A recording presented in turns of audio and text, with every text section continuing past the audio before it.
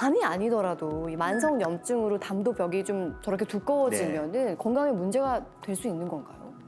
그렇죠. 아무래도 뭐 두꺼워지고 하면 일단은 이제 증상이 생길 수가 있고요.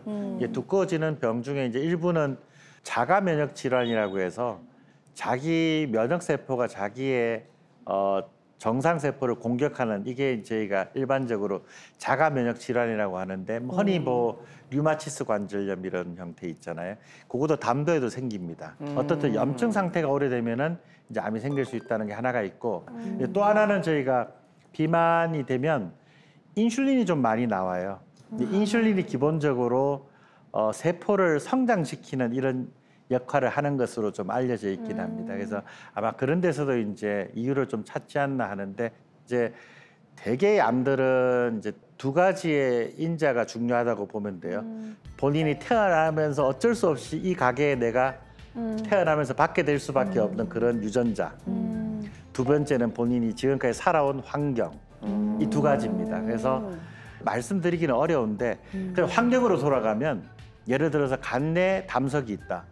간 안에 돌이 있다. 그러면 돌이 있으면 아무래도 돌은 이물질이기 때문에 반복적으로 염증이 생깁니다. 열이 나고 또 좋아지고 또 열 나고 좋아지고.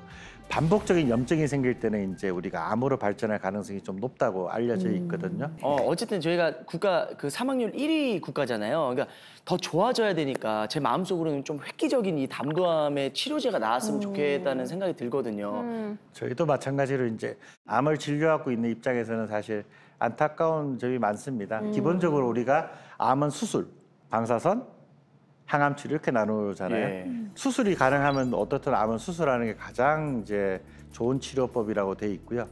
나머지로 갈수록 이제 수술이 어렵거나 이런 경우인데, 이제 항암 치료 같은 경우는 저희가 세포독성 항암제라고 해서 말 그대로 그냥 세포를 죽이는 거예요. 암 세포만 골라서 죽이는 게 아니고. 그러니까 뭐 그 약을 먹게 되면은 물론 암 세포가 많이 다치고 죽게 되는 이유가 성장이 빨라서 그래요.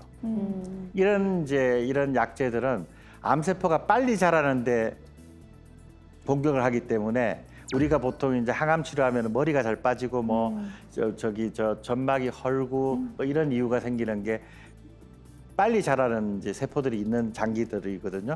요게 이제 기본적인 이제 세포독성 항암제.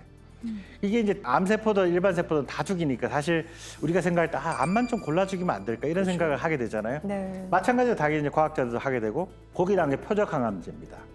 표적은 정상에는 없는 암만 가지고 있는, 사실 그러기 너무너무 어렵지만 그런 표적만 골라내기 어렵지, 있다면 사실 거기에 맞는 항암제를 개발하면 좋잖아요. 그것도 이제 많이들 이제 개발되고 있고, 개발된 이제 그런 표적 항암제들이 실제 임상에 들어오고 또 있고요. 네. 요것도 보니까 뭔가 부작용이 있어요. 표적 항암제도 오래 쓰게 되면 내성이라는 게 생깁니다. 네. 이게 자꾸 쓰다 보면 이게 표적이 바뀌어요. 또는 표적이 막히지만 다른 쪽으로 해서 얘가 또 자라는 방법을 터득하기 때문에 얘도 이제 한계가 있는 거예요. 그래서 나온 게 면역 항암제. 면역. 그래서 면역 항암제는 그냥 기본적으로 우리 면역 세포를 좀 더 훈련을 시킨다. 그래서 우리 군대가 좀 더, 군인들이 좀 더 일당백으로 잘 싸울 수 있게 만든다. 그래서 들어가서 군데군데에 있는 적군들을 이제 없앤다. 그러니까 이론적으로 보면 굉장히 이제 좋잖아요. 물론 이제 여러 가지 허들이 있지만, 그래서 그렇게 이해하시면 되고요. 이런 게 여러 가지 암 중에서 뭐 폐암이나 굉장히 많은 암 중에서 연구가 되고 있고 새로운 약들이 되고 있어서, 사실 폐암 같은 경우는 굉장히 사기라도 오래 사세요, 최근에는. 이런 연구가 바탕이 돼서 담도암도 최근에 여러 가지 약제들이 이제 쓸 수 있게 돼 있습니다.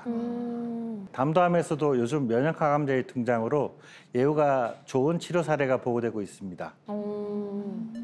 여기 이제 치료 전 담낭암인데, 여기 가운데 보이는 어둡게 보이는, 무섭고 어둡게 보이는 게 이제 암입니다. 암이 간 안에 박혀 있는, 저 참 수술하기 어렵겠잖아요. 수술 못하는 이제 이런 형태인데, 우측은 보면 이제 세포독성 항암제에다가 이제 최근에 나온 면역 항암제를 같이 쓰니까 저 크다란 암이 지금 거의 다 줄었어요. 진짜 안 보여요.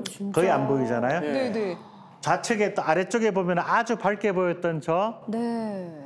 암이 거의 보면 활동성이 거의 없어지는 듯한.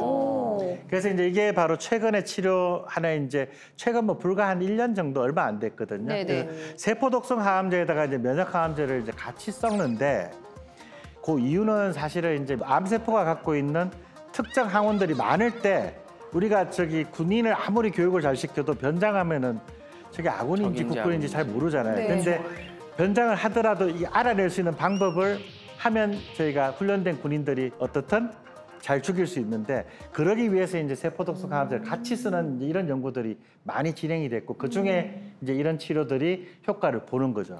그래서 이분은 사실 이제 그 치료해서 굉장히 좋아졌던 경우입니다. 오, 다행이다. 암덩어리가 너무 컸는데 확 줄었다는 게 너무 다행입니다.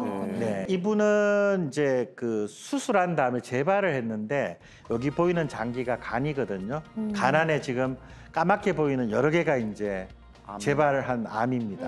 암도암이 재발한 거고 여러 개가 있으니까 간을 수술하기가 못하죠. 네. 수술 불가능입니다. 그래서 사실 이분은 다른 항암제를 썼다가 거의 이제 침대에 누워서 지내시다가 이게 제 기억에 2018년이니까 지금부터 6년 전인가요? 7년 전에 이제 요 치료가 나오면서 면역 항암제를 썼는데 네. 지금 보시면은 굉장히 좋아졌잖아요. 아직까지 지금 잘 지내세요. 다행이다. 7년, 6년 됐는데 네네. 사실 보면은 암세포가 거의 지금 보이지 않을 정도로 줄어 보이잖아요. 네. 네, 이런 경우도 있습니다. 그래서 사실 이제 면역 항암제의 특성이 이렇게 오랫동안 유지가 되는 특성이 있어요. 암 치료를 하면 우리 일반 항암제들은 끊으면 일정 기간 지나서 다시 자라는 경향이 있는데 면역 항암제는 이제 오랫동안 면역 치료의 효과가 유지되는 이유가 아까 말씀드렸지만은 이제 군인들을 훈련시키면 군인들이 늙어 죽을 때까지 어떻든 열심히 일한다고 보면 이렇게 설명을 드리면 아마 이해가 쉬울 것 같습니다. 네.